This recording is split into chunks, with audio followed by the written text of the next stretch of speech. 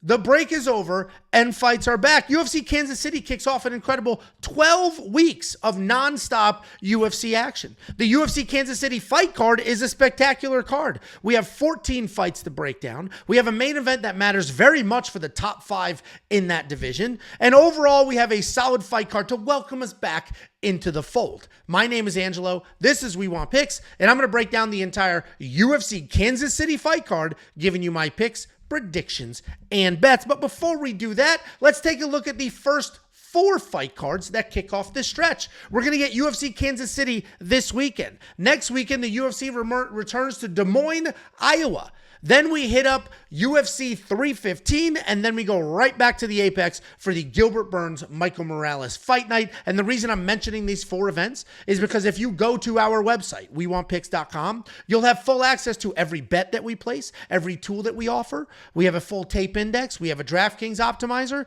We have all sorts of detailed data, information, and insight to help you make your picks. We also have our picks. We're going to give you information to help you place bets. We also have our bets. We also have an artificial intelligence that's picking fights based solely off of data. Every single thing I just mentioned is available right now on the website.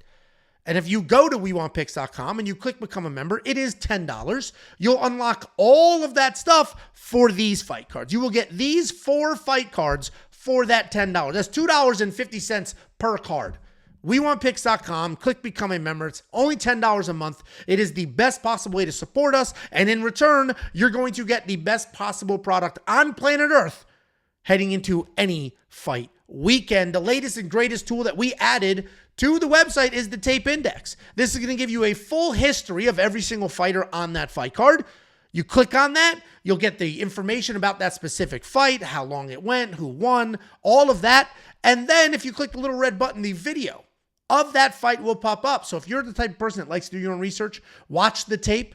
If you see a result, you're like, I remember something crazy happened in this fight, but what was it again? You click the red button, boom, the tape pops up. You watch the tape. It's the latest edition. It's included in the membership, and it is available right now on wewantpicks.com. And this is not only built out for just UFC Kansas City, but the future as well. You want to get ahead of the line movement? You want to get ahead of the research? Go to the website, unlock all of it, and the tools are built out for the future. Let's go ahead and break down this card. And you did witness this correct. You don't need to look at your phone or your computer and be like, whoa, what, did I just miss 28 minutes? Is Angelo already breaking down the first fight fewer than 3 minutes into this video? How is that possible? Is he okay? Yeah, I'm fine. Here's the thing. I broke down this card top to bottom, and I did a phenomenal job. And that video was actually, I felt like one of the better ones. It was funny. The picks were phenomenal. It felt like a great video. And nothing has fundamentally changed on this fight card. We have the same fight card. Same fighters. No new fights yet. The odds changed a little bit. We'll address that here. I've placed some brand new bets. We'll address that here. The fight order changed. We'll address that here. But it's fundamentally the same fight card. So I had a decision to make. Do I just do the exact same shit again? Or do we mix it up a little bit? And by mixing it up, we said, you know what? Let me move the promo. Instead of doing a 15-minute intro or a 30-minute intro, like I did a month ago that really put your panties in a wad, let's just jump right in. Do a quick intro, jump right into the fights, not meander as much, no crazy stories, and let's get to it and see how that does. So that's what we got here. We're going to find out how this video does. The last one that I did, the one I gave you last Sunday, did very well. Shockingly well for a fight night video in an off week. Did unbelievably well, frankly. We had a whole bunch of premium signups from that video, a whole bunch of views from that video, a bunch of likes, comments, all the things. So now let's see sort of a normal on-time breakdown, but a little shorter, a little fewer promos. Are we going to get the same views? What are the view to like ratio going to be? Are we going to get the same amount of premium member signups from a video that has fewer promotions than we do from a video that has a ton of promotions? And anybody who complains about the free YouTube videos and he just keeps promoting his website. Sorry for the free content, shit stick. This is how we feed the family. This is how my beautiful young daughters have shoes for school. So yeah, I'm going to tell you to go to the website from time to time, and it's in a free video. So you'll be fine, you crybaby bitch. Opening up the UFC Kansas City fight card, we have Chelsea Chandler taking on Joselyne Edwards. Chelsea Chandler's enormous. I don't care what these stats say. It says they're both 5'8". It actually says Joselyne has a longer reach, and maybe she does. Her arms might be longer, but I promise you, when they are standing next to each other, Chelsea Chandler is going to look larger. She is enormous. She is big as shit. She missed her last weigh-in by 5 pounds. She can be powerful. She is incredibly strong. Overall, she's well-rounded. She can wrestle a little bit. She can strike a little bit. She's not terrible at anything. She'll just move forward, kind of bomb away, push you against the cage, and then try to take you down. If she gets you down, that's a whole lot of woman to get off of you. If she doesn't get you down, then she's just slow as shit marching forward like this. She is tough. She is not a quitter. She's got that Stockton mentality, but she doesn't have the Stockton hand speed. She is lumbering. Like fee, fi, fo, fum is how she walks. Those are the sounds you hear. If you're in the other room and she's walking, honey, and she's heading from the kitchen to where you are, you're going to hear fee, fi, fo, fum, thump, thump, thump, thump. She's big as shit. And she's going to have a problem because she's fighting Joselyne Edwards. Joselyne Edwards is also pretty big for this weight class and has no discipline whatsoever. She has missed weight 3 or 4 different times. 3 or 4 different times she's missed weight. Actually, 4 times. I'm positive of it. I just looked at my notes. 4 times she's missed weight. So no self-control whatsoever, clearly. Doesn't have the discipline needed to keep her weight where it needs to be, clearly. But she still wins fights, and she's still a good fighter. Joselyne Edwards is a good kickboxer. She uses range really well. She's got a wide variety of strikes. She'll mix it up, kickboxing, boxing techniques. She can get inside. She can fight dirty. She can fight on the outside. Her takedown defense was her biggest gap, but that does seem to be improving. She's defending more and more takedowns. She's keeping the fight on the feet. She's incorporating more of her offensive takedowns as well. Overall, Joselyne is by far the better fighter. This isn't even close. The only concern I have is, can Chelsea Chandler literally just enormo her way to a win? Just hold Joselyne against the cage. Keep her there. Just be fucking big. And I don't think so. I think Joselyne wins this fight. I think she dances around. I think she gets it done. She was minus 190 the other day, then 210. Now she's minus 220. Joselyne is the pick. I actually have her in a parlay, and I'll give you the second half of that parlay when we get there. Then we have Timmy Cuamba taking on Roberto Romero. When we first broke down this fight, we didn't have odds, and then now we do, and these odds are pretty close, and I likely will go ahead and place a bet here because I didn't know what to expect, and when I saw these, I was like, all right, here's the initial odds. Let's watch the movement. Let's see if it moves the way that I want it to or what's going to go on here. But for now, I'm just watching the movement. If I do place a bet, if you have the app, you'll get a notification. But I'm telling you right now, I am going to be on the Roberto Romero side. But this should be a really fun fight. Both these guys are super tough. Timmy Cuamba's a striker. The takedown defense is pretty good. Fast hands, decent power, especially for this weight class. He does a good job like working your body early, trying to take that out of you, then headhunting, then trying to find the finish. Very technical. He's not gun shy, but he's not a killer either. Sometimes he'll pussyfoot around instead of like really getting after it. He's tough as nails. You saw that in his loss against Lucas Almeida where he was dropped. He was almost finished, but he just gutted it out. He's taking on Roberto Romero, forward pressure grappler. He closes the distance. He gets it to the cage. He's going to work in some takedowns. On top, he's looking for control more than he is looking for a finish. He's very tough. He's definitely a gamer. The striking is not very good, but there is power there and there is pressure there. He is coming off that loss to David Onama. We'll break him down later on this card, but that was short notice, and he came out guns blazing. He even dropped David early in that fight. They're both super tough. I think this fight will likely go the distance or close to it because they're going to get after it. Neither one of them is a quitter. I mean, look at Roberto's face. Look in this dude's eyes and tell me he loses this fight. And yeah, he's lost 4 previous fights, so he's not undefeated, but look in his eyes. That looks like if Pedro, like, vote for Pedro, if that Pedro from Napoleon Dynamite got addicted to fentanyl, went to prison, got cleaned up in prison, joined a prison gang, Roberto Romero. Look at the intensity on this guy's face. He's not fucking around. He's seen some shit, and he's probably going to see his hand raised. I am picking Roberto Romero. I picked him long before odds existed. I was hoping that there'd be some crazy world where he was a dog. He's not. Very slight favorite. Nothing too wild, too dramatic. He is the favorite here. But like I said, these are the opening odds. Let's take a look at it. Let's see what we've got here. If all of a sudden he bumps up to minus 140, maybe I'll do something before it goes crazy. If he dips back down, I'll keep an eye on it. If you have the app, wait for the alert. I'll tell you when I place my bet. Then we have one of my most confident picks on the card, Jaqueline Amorim taking on Polyana Viana. Jaqueline Amorim, high-level grappler. High-level grappler. She's a very good grappler. She's an accomplished grappler. She's done all the things in the sport of grappling. She's got a ton of submissions. She's got decent takedowns. She also has power in her hands. This is the type of fighter that can one-punch knock you out or submit you if you make a mistake. She's coming off that win over Vanessa Demopoulos where she was grabbing inside the glove, very clearly doing that, complete foul and violation. But didn't matter. She found the sub. Nobody cared. She moved on with her life. Now she's taking on Polyana Viana. Polyana Viana is an interesting fighter to break down because you could categorize her as a grappler, especially if you look at her record. She has 4 wins in the UFC. All 4 of them are by finish, and it's a whole bunch of grappling stoppages, right? A lot of submissions in the mix. Overall, she's pretty tough. She's kind of durable. She has been finished plenty of times, but she's not just going to turn her head and quit on you.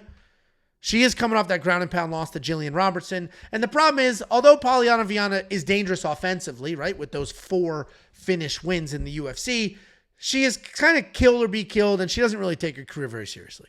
It's just that simple. Remember a few weeks ago when we broke down Diani Barbosa versus Diana Belbita? And we basically said, Diani Barbosa is going to murder this chick. Diani Barbosa takes her career very seriously. Belbita does not. Belbita already has 1 foot out the door. Same exact breakdown. Literally the exact same breakdown. Jaqueline Amorim is going to run through Polyana Viana. Polyana doesn't suck. She just doesn't care that much about her career. Same exact thing I said when I picked and bet on Patty over Michael Chandler. Michael Chandler's a good fighter. He just doesn't take his career as seriously. He doesn't take the fight as seriously inside the octagon as he should. That's what we have here. Jaqueline is the pick, and I've got a couple of parlays with her. I'll give you a couple of those other legs as we get there, but I think she is safe to parlay. The odds are moving very quickly, and I wouldn't be surprised if she was a minus 7, 8, 900 come fight night. So if you did not see the bets that I placed and you want to check them out, go to the website, wewantpicks.com, check out the bets, because if you wait, and I know a lot of people do, right? I know a lot of you on part of your Sunday morning routine. You wake up Sunday morning, you're positive there's going to be a video from Big Ange, you watch it, you probably explore your body a little bit, listening to my voice. I get it. No big deal. And then you get on with your week, now fresh and relaxed. Some of you wait till Saturday, the Saturday of the fights. You wake up, you watch my video, you listen to my voice, your hands wander downstairs a little bit, you explore your body, all while listening to me. I get it. The problem is if you do it on a Saturday instead of the previous Sunday, you'll miss out on some of the line movement. You'll still get the unbelievable pleasure, but you're going to miss out on the line movement. So explore your body, but watch the video earlier so you don't miss out on the line movement. Jaqueline Amorim is minus 450 right now. The odds were even better when I broke this down last week. And by the time you're getting to this, she might be minus 7, minus 800. Then we have Cameron Saaiman taking on Malcolm Wellmaker. This has flipped. Cameron Saaiman was the favorite last time I broke this down. He is now the underdog. Cameron Saaiman was also a giant prospect at one point in time, and a couple of losses later, that's suddenly not the case. He can be a fun technical striker. He can grapple if he needs to. He does a good job stepping into combinations. He'll finish those combinations with leg kicks. Overall, young kid, pretty well-rounded, working his way through the ranks. Him and Dricus sort of were building names for themselves, and I'm not honking titties here. This is Dricus, Cameron, and they're working up the ranking. I don't know why it's anyway. And women love when you just go like that. They love that. Anyway, Cameron Saaiman and Dricus du Plessis sort of came up at the same time, right? They're both from South Africa. They're both sort of doing things in the UFC at the same time. Obviously sort of different scales and different levels, but when they were both winning, it was the two of them. And then Dricus went on to become champion. Cameron's lost twice in a row. 2 bad losses in a row. This last one, a TKO loss to Peyton Talbot. But now they seem to be like, okay, let's slow it down a little bit. Let's give you another young prospect and see where you're at. And he's taking on Malcolm Wellmaker. Malcolm Wellmaker is a powerful striker. He's got good accuracy. He's got good timing. He does a really good job managing range. He's got a solid jab. He'll fire away. He's not overly aggressive, but he does a really nice job fully committing when he throws and countering when people come at him. He can grapple as well. He's got solid takedowns, even better takedown defense, and he's coming off that massive counter hook knockout win on the Contender Series, which earned him a shot here. The odds have full swung. Malcolm is the favorite, and I get it. I am going to pick him here, but with very low confidence. Not all picks are equal. He is still a very untested UFC debut. Malcolm can come in here. He's definitely the talented striker. He definitely has the power. He's got the danger. Cameron should have the volume advantage. Malcolm should have the power advantage. And if this fight was in Las Vegas, I'd be much more confident in Malcolm because the only thing they give a shit about is who's trying to finish the fight. And I think that's going to look like Malcolm here. We might get some old school scoring where just forward pressure and volume might be enough for Cameron, but I'm going to go ahead and pick Malcolm. I think the power is going to show. Cameron's going to be dotted up a little bit on the face. Malcolm is the pick. I'm probably not going to do anything with that information because he is still in young, untested UFC debut. Then we have DaMon Blackshear taking on Alatengheili. And here's the other half of one of my parlays. But first, I'll give you the pick. We got DaMon Blackshear. He's an athletic striker. He's got impressive speed, good power. He can grapple as well. He averages about 2 takedowns per fight. He's got solid volume in the strikes, technical boxing, clean takedowns overall. He does have 4 losses in the UFC, but every single one of them, how smooth was that? I did the 4 and then bang, bang, bang, bang. Every single one of them is a quality loss. He's losing to good people. He did just come off the come-from-behind submission win over Cody Gibson, where it looked like he lost that first round, and he did, according to the scorecards, but he was able to pull off the Kimura in the second. He's taking on Alatengheili. Alatengheili is a technical striker or a busy grappler. We've seen him come in there. We've seen him be a pinpoint accurate striker and just beat the shit out of people. We've seen him come in there. We've seen him shoot a bunch of takedowns. We've seen him out-grapple the shit out of people. We have never seen him do both things. He struggles to put those things together. In the fights where he has a whole bunch of takedowns, he doesn't have any strikes. In the fights where he has a bunch of strikes, he doesn't have any takedowns. While he has the individual skills, he doesn't have the full mesh of MMA working for him. DaMon is going to be the pick here because he also has those individual skills and he meshes it together really well. These odds are tightening a little bit. DaMon Blackshear at one point in time was a 4-1 favorite. We're now down to 3-1 favorite. And if I didn't just watch Cody Gibson take a first round off of DaMon, then I would be way higher on him than I am. I am going to pick DaMon here, though. I think he's more technical. I think he's a little faster. I think he's a little cleaner. And I think he gets it done, especially if Alateng works in the grappling game plan. I think that actually works better for DaMon because then he can really get his hands going. DaMon Blackshear is the pick. He is in the other half of that parlay with Joselyne Edwards. I basically took 2 fighters that I'm pretty sure are going to win. I slapped them together, and I threw a unit on it. Pretty good odds, too. I think it's like -110, -120, something like that, -105. Check it out on the website. But DaMon Blackshear, Joselyne Edwards is the first parlay that I have on the board for this card.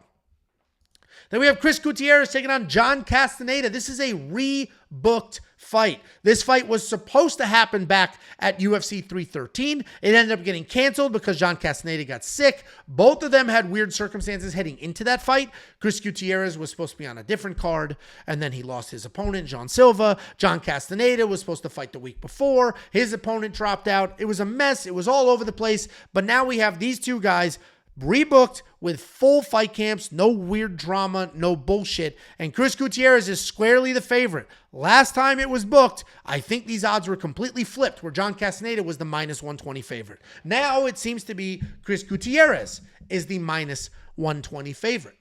People probably are taking a look at it and saying, well, Chris has those phenomenal leg kicks, which he does. Chris has good volume, which he does, almost 4 significant strikes per minute. And if Chris can get the leg kicks going, and if Chris can move forward, and he can keep the striking volume up, chop away, stay busy, stay on his feet, then Chris does win this fight. And he's going to look like a -200 instead of a -120. The problem is he is fighting John Castaneda. John Castaneda is a Division II wrestler. John Castaneda is also a wild, run forward, stay in your face kind of guy. And if Chris is trying to work that leg kick game plan, but you have somebody running at you, it's not very easy to plant and throw those leg kicks with somebody in the pocket, with somebody fighting inside of your range. And I think that's what John Castaneda is going to do. He's going to come forward. He's going to keep it in Chris's face, stay ugly. He's not going to stay on the outside long enough to get his legs kicked out. We just saw Chris Gutierrez get taken down a couple of times with Quang Lee, his last opponent, and it was lacking. The wrestling did not look very good on the Chris Gutierrez side. And I think if John Castaneda goes back to his roots, he gets it done. The odds are moving. John Castaneda was a -110. It's now +100. I'm just going to wait. I will end up placing a bet on John Castaneda. I had a bet on him the first time they were going to fight, and I'm just going to wait because he's already plus money. Maybe we get him even better, +125, +130. We'll see where it goes. But John Castaneda is the pick, and a lot of that has to do with just the pressure. If he stays in Chris's fate, if he works in the wrestling, then the leg kicks aren't going to matter. John Castaneda is the pick. Then we have Evan Elder taking on Ahmad Hassanzada. Okay. That was like how Khabib says in Japan. Hassanzada.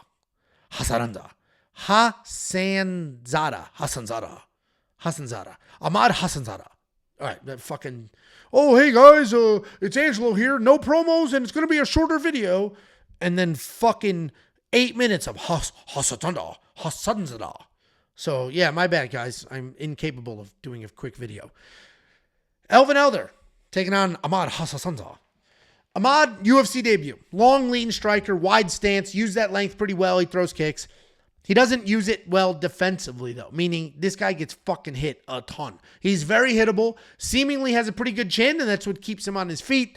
His wrestling is not very good, but his jiu-jitsu is slick. He'll snatch things up in scrambles. He's got good speed. He's coming off his second Contender Series win, and that earned himself a UFC contract. Taking on tried and true Evan Elder. Evan Elder's a very good fighter. One of these losses was to Nazim Sadikov, who he was beating the shit out of, and then he got a big cut in his head, and the ref was like, no, I'm sorry, there's a cut, even though it was absolute bullshit. And he was winning that fight. Evan Elder's a good fighter. Talented guy, good everywhere. Loose striking. He lands heavy kicks, solid punching combinations, nice takedowns. I do wish he used those takedowns a little more to mix it up because obviously, as we all know, wrestling sets up striking, striking sets up wrestling. He's got solid submission defense as well and just a good overall fighter. I think he wins here. The odds think he wins here, and these odds are flying. He was -300 the other day, now -415. And I was surprised when I first saw that because I saw 12-3 on the other side. I'm like, oh man, 12-3. That's a pretty good record. Like Evan Elder's record isn't that great. I know he's a good fighter, but 12-3. And then I was shocked. I was like, holy shit. These odds are nuts.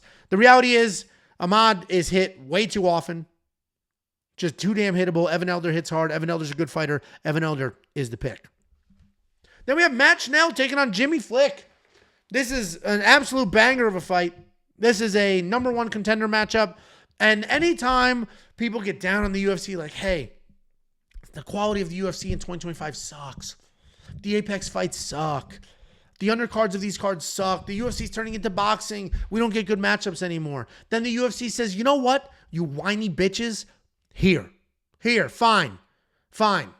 We've been sitting on pocket aces this whole time. Boom. Matt Schnell, Jimmy Flick. Let's hear you bitch now, basement dwellers. And that's what they've done. So they really surprised us with unbelievable matchmaking here. We have Matt Schnell taking on Jimmy Flick in a battle of the unemployment line. Matt Schnell, actually a pretty good fighter. Chin's gone. I mean, the chin is long gone, and his notable durability also gone, but Matt Schnell's a pretty good fighter. He's a solid striker, solid BJJ. He does prefer to counter strike. He does a good job getting you to follow him, backing up, and then you're going to move forward. He's going to plant, boom, he'll let his hands go. He does get a couple of takedowns, a little less than one per fight, but his BJJ is very solid. If you end up on the ground, he can work in some scrambles. He can make something happen. Takedown accuracy is not great at 40%. He is coming off that third loss in a row, and this was to Cody Durden when he got ninja choked. He's taking on Jimmy Flick. This guy's a grappler, kind of a weird, unorthodox grappler where he doesn't always look for nice, clean takedowns, and he can't always get them. His takedown accuracy is 21%. It's embarrassing. What he will do, though, is just jump. They'll literally just, like, jump on you, grab you, flying triangle, leap from one side to the other, and get a big squeeze on you and try to wrap something up. He needs to get this fight to the ground at all costs. He can't strike for shit. He gets hit with 5.43 significant strikes per minute, and he only lands 1.94. That's one of the worst significant strike ratios we have ever seen in a fighter that has more than just one fight in the UFC. And it's crazy that this is a matchup, but I guess it makes sense, right? They're like, one of you is going to get cut. So you two fight each other. You let us know who to cut. And looking at this and deciding between these two with a combined record of 3-7, and 6 of those losses are by finish, and figuring out which one is the better fighter is deciding what tastes better, cat poop or dog poop, and it doesn't matter because it's both poop from a butt. Matt Schnell is the better fighter, though, so cat poop's better than dog poop because it's in a litter box. Cats poop in the litter box, so it gets all covered up. It's easy. It's not like dog shit out in the open where you can step on it anywhere. So cat poop's the pick. Matt Schnell is the pick. He's actually a good fighter who has skills, has solid wins. Between the two of them, Matt Schnell's the real fighter, so Matt Schnell's the pick. It's that simple, but these odds are fucking wild. And then we have a quick promo. Guys, this is the quickest promo we've ever gotten. Go to WeWantPicks.com/bets. We have affiliate links, okay? You use the affiliate link. You're going to sign up. You'll make a deposit. You make an account, whatever. They're going to pay me. They're going to say, hey, Angelo, here's a couple of bucks commission. And then I'm going to take that commission, slice it up, and I'm going to give you $50. It's that simple. It's just a very simple formula. Everybody eats. WeWantPicks.com/bets. I do want to mention the brand new edition, the premium membership on the website, the tape index. If you go to WeWantPicks.com, you'll see the tape index. It's there. It's ready to go. It's in the tools menu.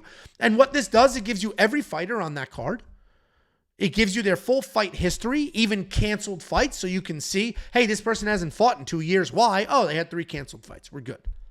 And then anywhere there's a little red play button, you click it, the video pops up, you can watch the tape itself. Even if you don't want to watch the tape, you can go through their fight history. You can see what the records were at the time of that fight, what their opponent's records were at the time of that fight, what the closing odds were at the time of that fight, how that fight went, who won, how they won, all the things. And then again, you can watch the tape. We also have another tool on the website called the Optimizer. This will build DraftKings fantasy lineups for you. We coded it from scratch. We added a whole new beginner mode. If you don't know what an optimizer is, you never played DraftKings fantasy, then the beginner mode is for you. It'll walk you through a series of normal human questions instead of expecting you to be a nuclear physicist and understand math. Then we have the fight simulator. What this does, it takes every single fight on the card and it simulates those fights. It uses historical grappling information, historical striking information, implied probability. It takes all of these data points and it simulates those fights. Just literally simulates fist fights, and then it spits out the results. You can use the results to build DraftKings fantasy lineups, or you can use the results to say, you know what, in your simulations, how many significant strikes were landed? In your simulations, how many takedowns were landed? And you can use that information to go to your favorite sports books and play some of those new fancy prop bets. And here's the events you will be unlocking. If you go to WeWantPicks.com and you click Become a Member, it's freaking $10 for all the shit I just mentioned, a bunch of things I didn't mention because this is Speedy Gonzalez-Ange. You're going to get all that stuff for these 4 events. You're going to get UFC Kansas City, UFC Des Moines, UFC 315, and then the UFC Fight Night with Gilbert Burns and Michael Morales. All of that right now, WeWantPicks.com. And finally, every single thing that we do is inside of the app. The bonus to the app is you will get push notifications. Push notifications when we add new content. Push notifications when we place bets. All the push notifications get shoved right to your phone. Just search for the app in the App Store. It's 100% free. Just search We Want Picks.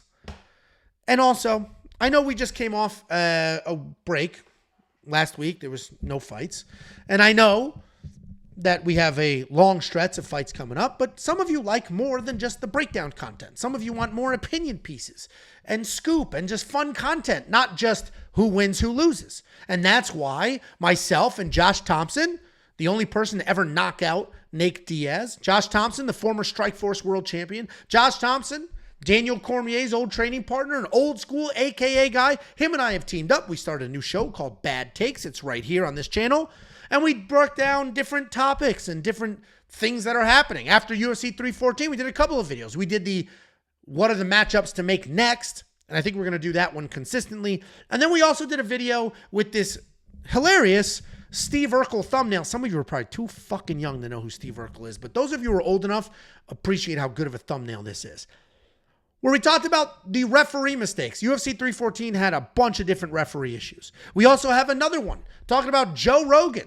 And if Joe Rogan is still the commentating GOAT, or has he fallen off? Is he starting to say some weird shit, repeating it over and over and over? Or is Joe Rogan the best that ever do it? The bad takes content is different content. It is fun content. It's more opinion piece. Check it out. I don't trust YouTube to shove it into your feed, so check it out. Go to our YouTube channel, the We Want Picks channel. Click on videos and scroll through, or go to playlist and click bad takes. This content doesn't like age out. The points are the points. The topics are the topics, regardless of if it aired a week ago or a month ago, unlike the other content. Check all that stuff out now and let us know what you want us to touch on next, what our next bad take should be. And finally, here's the address. UFC 315 is around the corner. And for all of the pay-per-views, we film a vlog. The vlogs are getting far more popular. I appreciate all of you. And I think a lot of that has to do with the timing. We're getting them out a lot faster now. So thank you for watching the vlogs, and we're going to continue to make them. Part of the vlog is you hang out with me for fight day. We cook some food. People come over, mostly Jacob and Casey and some neighbors. We watch the fights together. We react to all the stuff. We also open mail. People will send us fan mail. Sometimes it's a straight-up gag gift. Somebody sent Jacob a blow-up doll. It wasn't for me. It was for him. He needed it. I don't. Somebody sent Jacob a blow-up doll a couple of weeks ago at UFC 314. We got ourselves a interesting letter with some random shit in it. We also got some cool products, some cool letters from people. If you want to send something, We Want Picks, P.O. Box 406, Prosper, Texas, 75078. And here's the thumbnail for the vlog if you do want to check out the UFC 314 vlog. It was a ton of fun. You're going to get our live, ridiculous reactions to some of the cool stuff that happened at UFC 314. And then opening up the UFC Kansas City main card, we have Ikram Aliskerov taking on Andre Muniz. This is also a rebooked fight. This was supposed to happen in UFC Saudi Arabia. This was canceled because Muniz had some visa issues. Nothing changes about this breakdown. The only thing that changes in this matchup is the fact that there is no longer value on Ikram. When we originally broke this down for UFC Saudi Arabia, Ikram was like a 3-1 favorite. Then he went up to 6-1, and now we're hanging out around 7-1, 6-1, depending on your sports book and where we're at. Ikram should dominate this fight. And I know, but Ikram just got knocked out by Robert Whittaker. Oh, did he? Did he? Did he get knocked out by one of the best middleweights to do it? Okay. Big fucking deal. He also was supposed to fight in Las Vegas, and then they moved him from like a random fight in Las Vegas to a main event on the other side of planet Earth to fight Robert Whittaker. So that giant travel, all of that, yeah, he came out, he got clipped, and that was the end of it. But it's a quality loss. Overall, Ikram's good. He can be a striker. He can be the good old-fashioned beard, no mustache wrestler. And you're not going to see that in the UFC. But if you do the tape study, you do the research, you use the tape index on the website, you will see that Ikram will wrestle. He comes forward, he shoots a bunch of takedowns, nonstop pressure, constant body locks, tie-ups, trips, shots. When he gets you to the ground, he is impossible to shake. The striking is improving. He's got a good high guard, solid combinations, great power. He's taking on Andre Muniz. Andre Muniz, BJJ nerd. He'll shoot takedowns, so while I don't want to officially call him a BJJ nerd because we're not getting a butt scoot or a guard pull out of him, he is either jiu-jitsuing his way to a win or getting slapped around. That's basically how it works. And anytime he has fought somebody that has comparable jiu-jitsu or isn't afraid of his jiu-jitsu, like Paul Craig or Brendan Allen, they took him down, they beat the fuck out of him. And I think that's what we get here. I think Andre Muniz gets taken down and gets the fuck beat out of him. He did just get 11 takedowns in his last fight, but he still managed to get his strikes doubled. He had the Iron Turtle taken down 11 times and still got hit twice as much as he hit his opponent. Ikram Aliskerov is going to be the pick. Minus 650 seems crazy, but I have parlayed Ikram with Jaqueline Amorim, and then I have a third leg that I'll give you when we get there. And the odds on that parlay are minus 150, but again, I'll give you the third leg when we get there. Ikram should absolutely beat the piss out of Andre Muniz.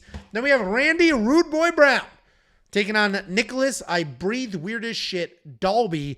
Randy Brown is a very good striker. We know that by now. He uses his range really well. He's very tall for this weight class at 6'3", and he uses long jabs. He uses kicks. He wants to keep you at range, keep you at bay.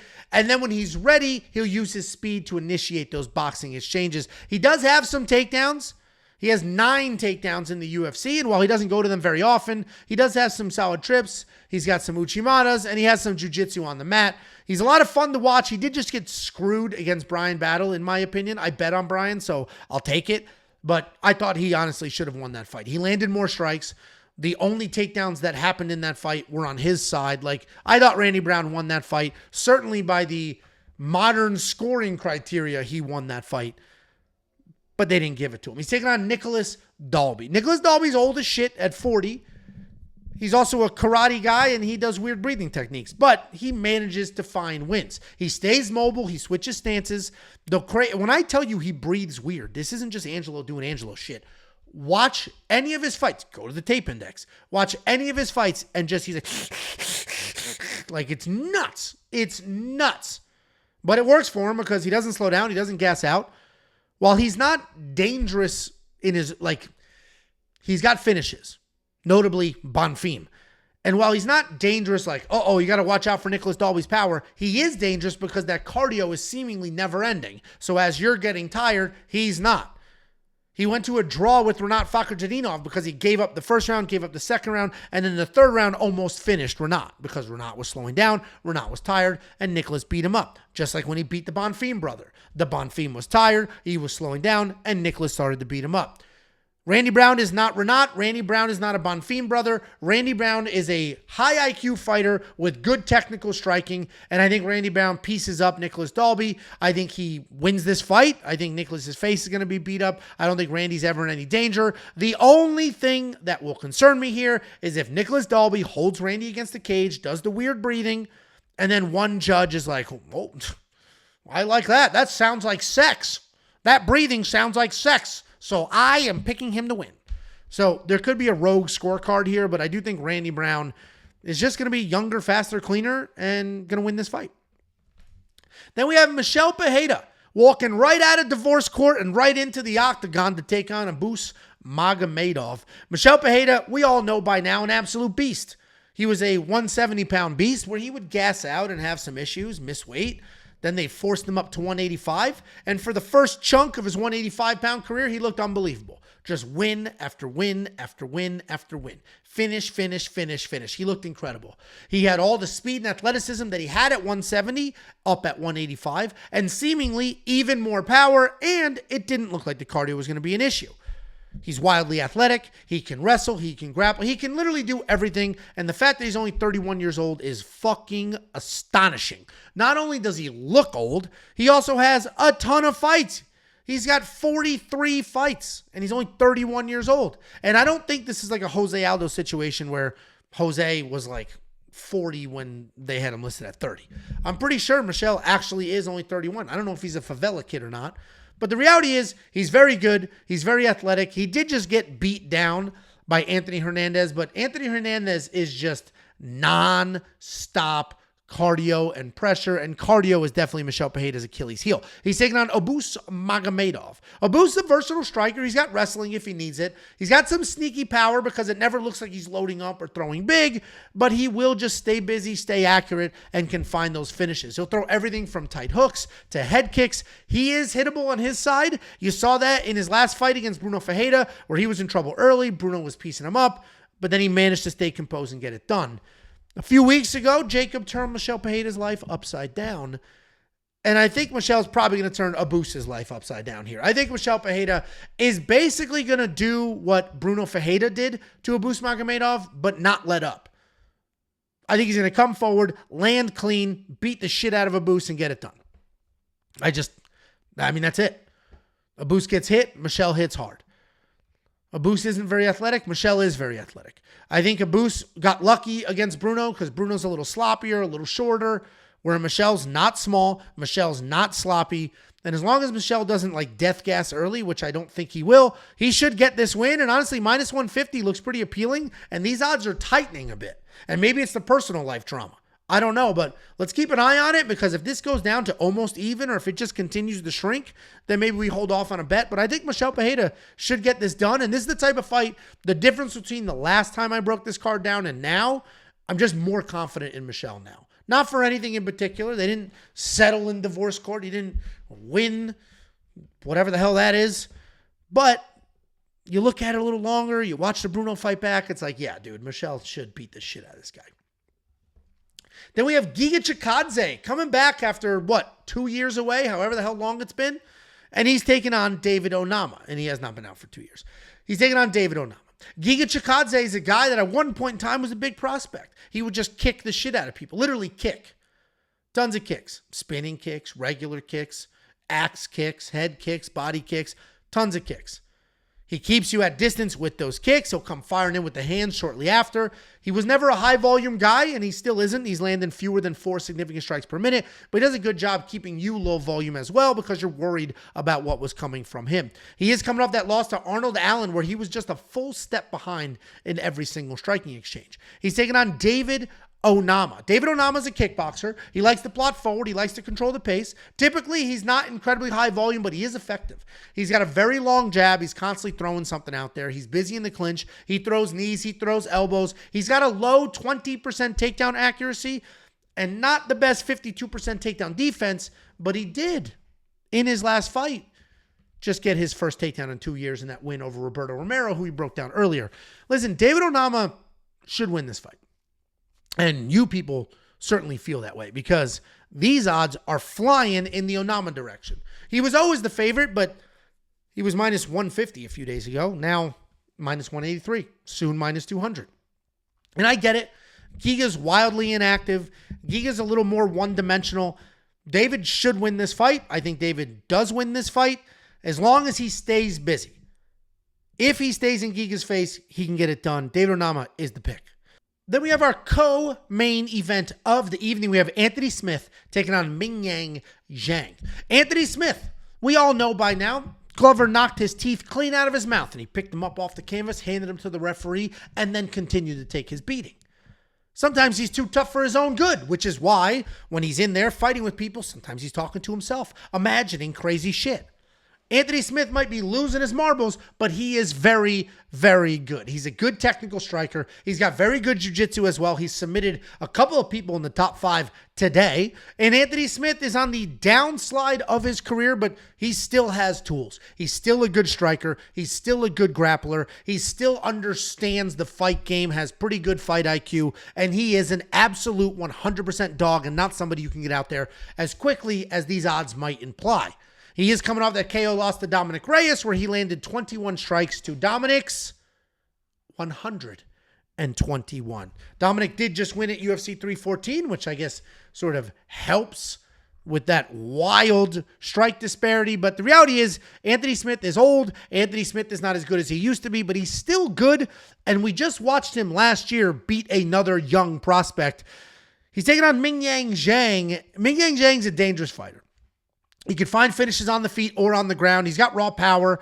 He's got that power in his strikes. He's got the power in the takedowns. He's typically looking to mix it up on the feet, then close the distance, work the fight to the ground. He's got good pressure, an excellent record with a 100% finish rate. And if this was a few years ago, it seemed like, dude, finishing Anthony Smith is not an easy thing to do. But it's not a few years ago. And I think he can finish Anthony Smith. He just finished Ozzy Diaz, who's not very good, but he finished him with a beautiful elbow square to the face. I don't think this ends well for Anthony. I think Mingyang gets it done. I'm pretty confident in him. I think these odds are probably appropriate. But I did get a lot of comments on the last video saying, well, what if Anthony grapples? Aren't you worried about Anthony grappling? Dude, Mingyang is a grappler. He just knocked out Ozzy Diaz, and that convinced a lot of people that he's like this killer striker. But Mingyang is a grappler at his core. He's got great takedowns. And yeah, you're not seeing it in the UFC, but fine. I'm telling you, go watch the tape. Do the tape study. He's a grappler at his core. Obviously, he's got the striking now. But I'm not worried about Anthony Smith grappling. Like, we're people that comment that are acting like Anthony Smith is like Jacare Souza when nobody else knew grappling. What the fuck's Anthony Smith going to do? All of a sudden, he averages 0.44 takedowns per minute. Or sorry, per 15 minutes. And all of a sudden, what if Anthony Smith grapples? What if? It's not going to matter. I did parlay Mingyang with Jaqueline Amorim and Ikram Aliskerov. The three of them together is minus 150. So that's not the safety parlay because I'm a little nervous, mostly about this fight, and not because Anthony Smith might grapple, but because Mingyang is still relatively untested. Oh, you knocked out Ozzy Diaz? Who gives a shit? Still relatively untested. And if Anthony Smith is able to sort of weather an early storm, what's going to happen with Mingyang? The guy with the 100% finish rate is always a pain in the dick. Because if he had a decision win or two, then it's like, all right, I know he's capable, but he doesn't have a decision win. So I don't know. But I parlayed him anyway, minus 150. Seems like solid odds for three people that should absolutely 100% get it done. And then we have our main event of the evening. We have Ian Garry taking on Carlos Prates, and more money is coming in on the Ian Garry side, which is surprising because I expected a little bit of line movement for Carlos after Jean Silva looked as good as he did at UFC 314. And I'm glad that didn't happen only because that logic is ridiculous. Like, one guy on the team wins, so everybody on the team is going to win. That's just not how MMA gyms work. Yes, the fighting nerds are dominating right now, all doing well, at least the ones that they claim, pretending that some of the ones behind the scenes that aren't winning aren't really part of the team. It's really just the four. It's Mauricio Ruffy, it's Jean Silva, Carlos Prates, and Caio Baralho. And as soon as one loses, then it'll be the three. That meme that you see of like their combined record with the four of them standing there, as soon as one loses, that one will be pushed to the ground and that image will get a little shorter. And then eventually it'll just be a vertical, like a TikTok instead of a full widescreen. But for now, we've got the four horsemen at the Fighting Nerds gym. And Carlos Prates is the last one who hasn't fought so far this year, I believe. Caio beat Jared Cannonier. Was that this year? Either way, Carlos Prates is fighting. And it's interesting because Ian Garry is a very good fighter. Ian Garry was undefeated just 4, 5, 6 months ago. And then he went out there. He took a short notice fight. He was supposed to fight Joaquin Buckley. They moved him. They put him on a pay-per-view to fight for the number one contender spot against Shavkat Rakhmonov. And he had a decent outing. It wasn't great. He didn't almost win that fight. It wasn't debatable. The most shocking part, though, was, he defended a decent amount of those takedowns. And he had, I believe, a couple moments of success. I think a lot of people thought Shavkat was going to run through Ian or Ian was going to run through Shavkat. Neither one of those things happened. It was kind of a boring fight overall. Ian Garry, though, is a solid striker. He's got good accuracy. He's got good speed. I wouldn't say he's got insane power, but he will find a finish because of the accuracy, because of the speed, because of the volume. Almost 5 significant strikes landed per minute. He's got good footwork. He also has been with Shootabox for a few years, so he's worked on his grappling quite a bit. A lot of people talk about Ian's grappling abilities. The reality is he's working on it. He's improving. He's added takedowns. It's not as if he always had them. He's added them, similar to how you see wrestlers get better at striking over time. That's what we're seeing from Ian, a striker getting better at wrestling. We saw it in his fight with Michael Venom Page. Michael Venom Page was winning the striking exchanges, So Ian went to the grappling. And he looked great because Michael Venom Page can't grapple. The question is, can Carlos Prates grapple? We don't quite know. He's a dangerous striker. He's got big power, good range control. He's very light on his feet. He'll throw kicks anytime he wants. He'll absolutely light your face up. He has incredible power. He throws on an absolute dime. He'll throw spinning techniques. He'll defend most takedowns. We haven't really seen him fight a high-level wrestler, but he will defend most takedowns. Everybody wants to talk about he's a smoker. We've seen him smoke cigarettes. I don't know if the dude's smoking 3 packs a day or what, but we haven't seen his cardio look like shit yet, so it is what it is. He's coming off that knockout win over Neil Magny. Listen, I'm going to pick Carlos Prates here, and then I'm going to walk through a couple of things. One, I think Carlos is the better striker. That's it. That's why I'm picking him. I think he's the better striker. So, in a matchup against Ian Garry, who's primarily a striker, I'm picking who I think is the better striker. Yes, Ian Garry's probably the more well-rounded guy, and then he's going to look to wrestle the same way he did against MVP. I think Carlos Prates has better takedown defense than MVP does. So I think he'll defend more of those takedowns. And I think if he gets taken down, he's not just going to be laying there useless for a full round like MVP did. So I think Carlos Prates, who is the better striker, who has more power, will win this fight. Now, there's a couple of themes in the comments sections with that pick. One is we watched Trevin Giles dot up Carlos before Carlos knocked him out. And I agree with you. But Carlos did knock him out. And Trevin Giles has a phenomenal jab. Trevin Giles makes a lot of people look stupid early. Trevin Giles beat Roman Dolidze.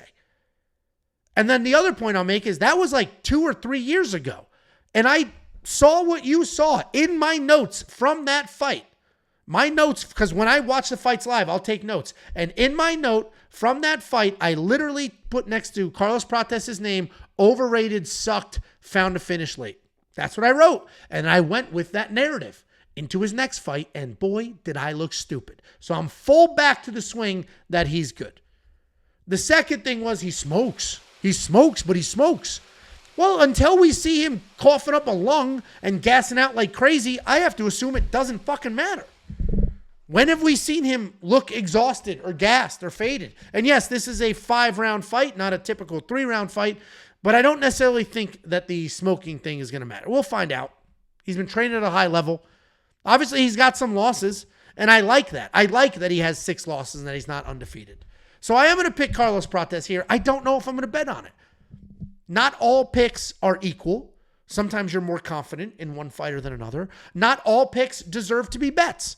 I'm going to pick Carlos Prates, but if Ian Garry is just the better fighter with higher fight IQ, well then, boy, did I get that wrong. Guys, that's the breakdown. Lightning quick. What did we do that in 15 minutes? Don't forget, we have an app. Go to the App Store. Search We Want Picks. Download the app. Make sure notifications are turned on. We also have a brand new tool on the website called the Tape Index. Check it out. Check out the fucking Tape Index, for Christ's sake. We pay somebody to develop these tools. It is not free for me. We develop the tools. We put them out there for you. We don't raise your price. We just give you more and more and more and more. So if you've been sitting around for the last year or 6 months or whatever it is, like, I don't know if I should sign up or not. First of all, it's fucking $10. It's $10. Did you get $10 in your Easter egg? Great. Awesome. Take that and get premium for 1 month. If you hate it, cancel. It's it. Cancel. It's like all the people who sign up for Netflix just to watch the season of the show they like and then they don't renew it next month. Do that fucking shit. Give it a try, because I'm 100% certain if you unlock everything premium has to offer for fucking $10 for 1 month, you will be there forever.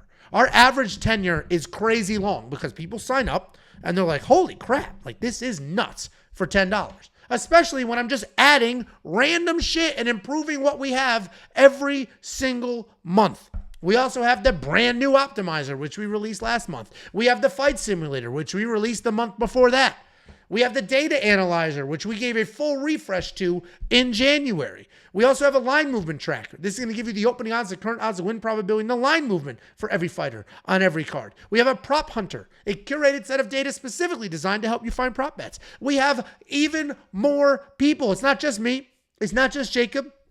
We got Bet Sam giving you his picks, bets, and breakdowns. And we have the regional rain man in Artem, who is picking perfect regional cards. He did a perfect LFA card. He did a perfect Cage Warrior card about a month ago or 3 weeks ago or what have you. Make sure if you go to analysis, Artem has his own page because he writes articles. And in those articles, he's breaking down non-UFC cards as well. And then we have an artificial intelligence picking fights based solely off of historical data. Every single thing I just mentioned, all the other things I didn't mention because this video is just so short, $10 for an entire freaking month. WeWantPicks.com. Click become a member. I'm excited for this run. It's always nice coming off a week. Like you get a week off and like going into that week off, I'm like, I can't wait. I can't wait. And then in the week off, I'm like a drug addict shaking and stir crazy. Like I need fights. What am I going to do on a Saturday night without fights? I have no video to film. What am I going to do with my life? So I'm glad we're hitting this rhythm. Become a premium member. If not, at least like, subscribe. We appreciate the support. I thank every last one of you for every single thing you've done for us.